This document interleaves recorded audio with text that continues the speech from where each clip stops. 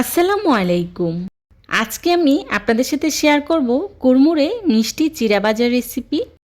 কিভাবে একদিনে এই মিষ্টি চিড়া ভেজে 6 মাস পর্যন্ত সংরক্ষণ করে খেতে পারবেন, সেই রেসিপিটাই থাকছে আমার ভিডিওতে।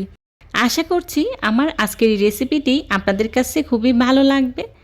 যদি ভালো লেগে থাকে তাহলে অবশ্যই একটি লাইক দিয়ে পুরো ভিডিও জুড়েই আমার পাশেই থাকবেন প্লিজ।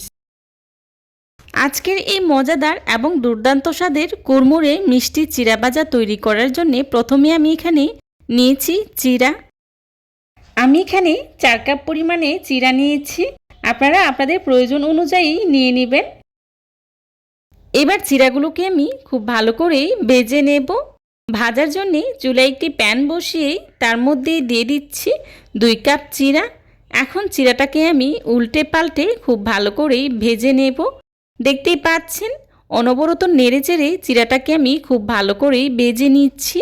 নাড়া বন্ধ করা যাবে না, তাহলে কিন্তু চিড়াগুলো পুড়ে যেতে পারে। এভাবে অনবরত নেড়েচেড়েই ভেজে নিতে হবে। এ পর্যায়ে কিন্তু চুলার আঁচটা মিডিয়াম টু লো হিটে রেখেই চিড়াগুলোকে ভেজে নিতে হবে। চুলার আঁচ বাড়িয়ে দেওয়া যাবে না, চুলার আঁচ বাড়িয়ে দিলে চিড়াগুলো পুড়ে যেতে পারে। বেশ অনেকটা সময় নিয়ে চিড়াগুলোকে আমি খুব ভালো করে ভেজে নিয়েছি।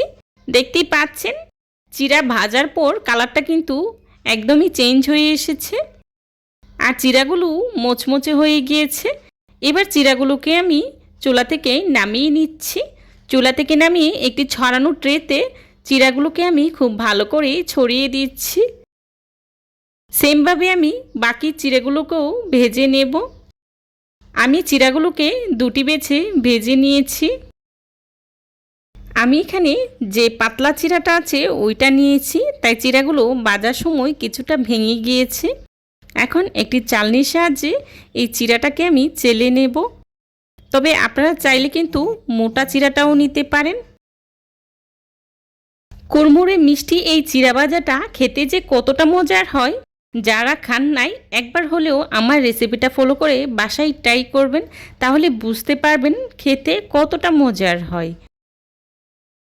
মিষ্টি এই চিড়া ভাজাটা আপনি যদি কাউকে একবার বানিয়ে খাওয়ান, তাহলে কিন্তু বারবার এই চিড়া ভাজার রিকোয়েস্ট আসবে। আপনাকে বারবারই বানিয়ে দিতে হবে, এতটাই মজার হয়। দেখতেই পাচ্ছেন আমি একটি চালনির সাহায্যে চিড়াগুলোকে খুব ভালো করে চেলে নিয়েছি। আর দেখুন চেলে নেওয়ার পর কিন্তু যে পোড়া দানাগুলো ছিল ছোট ছোট, সেগুলো কিন্তু বেরিয়ে আসছে। এখন ভাজা চিড়াটাকে আমি এক সাইডে রেখে দিচ্ছি।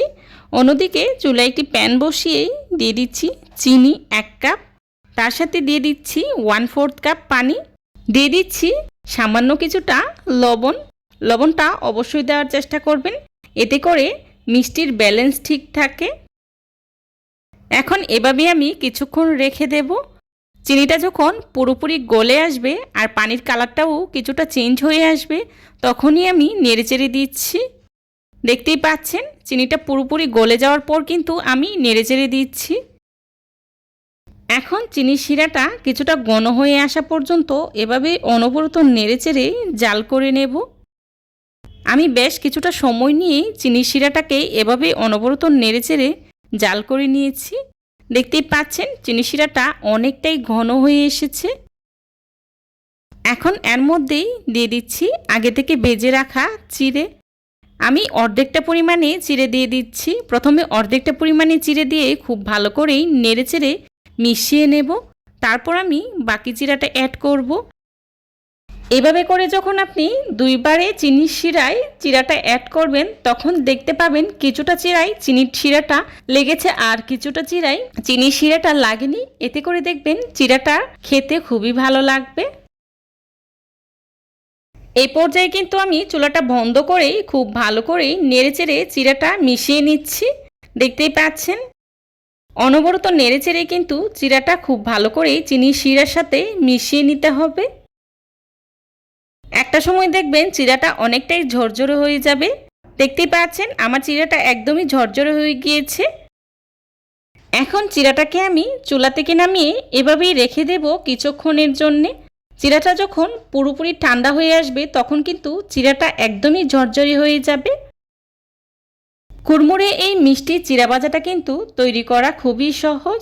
অল্প সময়ে অল্প উপকরণে তৈরি করে আপনি চাইলে একদিনে বেশি করে বানিয়ে 6 মাস পর্যন্ত যে কোনো কাচের জারে সংরক্ষণ করে খেতে পারবেন।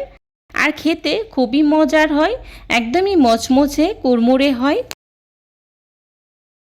এখন চিড়া ভাজাটাকে আমি একটি সার্ভিং ডিশে সার্ভ করে নিচ্ছি। আওয়াজ শুনে আপনারা নিশ্চয়ই বুঝতে পারছেন কতটা কুড়মুড়ে হয়েছে।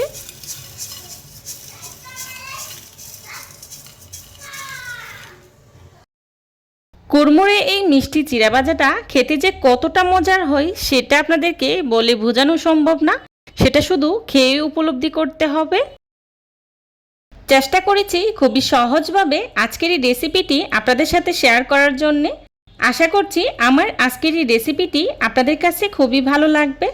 যদি ভালো লেগে থাকে তাহলে অবশ্যই লাইক কমেন্ট শেয়ার করতে ভুলবেন না।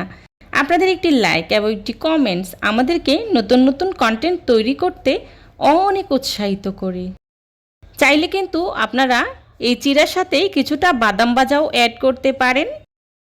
যারা এতক্ষণ ধৈর্য সহকারে আমার ভিডিওটি দেখেছেন তাদেরকে জানাই অসংখ্য ধন্যবাদ। এই ধরনের সব ঘরোয়া এবং মজার মজার রেসিপি পেতে আমার চ্যানেলটি ভিজিট করে আসবেন প্লিজ। আমার পরবর্তী রেসিপি দেখার আমন্ত্রণ জানিয়ে আজকের মতো এখানেই বিদায় নিচ্ছি। সবাই ভালো থাকবেন, সুস্থ থাকবেন। আল্লাহ হাফিজ। আসসালামু আলাইকুম।